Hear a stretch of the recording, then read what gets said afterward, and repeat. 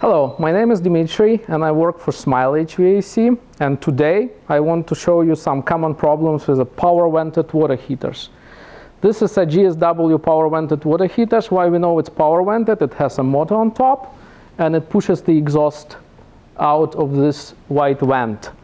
The most common problem with the conventional power vented water heater, it's a dirty flame sensor. And I represent it here. So this is a burner assembly which I pulled out from GSW water heater. So there are two things what we do during the yearly maintenance. Number one, we check in the resistance of the igniter so it works properly and it has sufficient resistance. And number two, we clean this flame sensor which sits in the flame and gives the water heater signal what the flame is present. So we clean it with the abrasive paper, like that, and also we check the burner for any corrosion or anything suspicious, and we clean it and make sure it's working properly.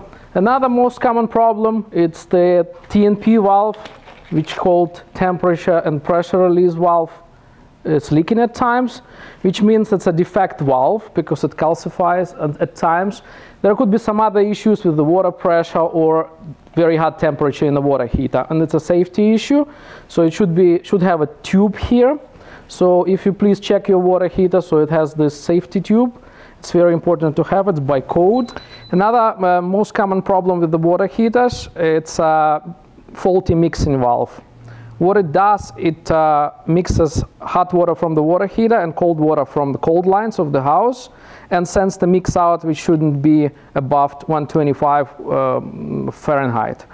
So if this valve fails, if for some reason you find your water heater full of hot water, but you have only lukewarm water or cold water coming off your faucets, the best thing is to check this mixing valve for any malfunctions, and if it's not working properly, it's the best thing to replace it after all. If you lose hot water and there is no hot water in the lines, before calling a technician, the best thing is to come to the water heater and see what's the status on this gas valve.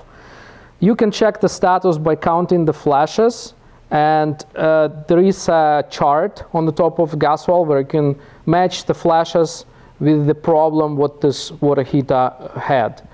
For instance, if you have 6 long flashes and 1 short flashes, it's a soft lockout, retry limit, and so on. This way, you give a heads up to a technician who is coming, and we can act preventively and bring a spare part if you know what it is. It is very helpful for us, and before you reset your water heater, it's the best thing to check the flashes on this gas valve.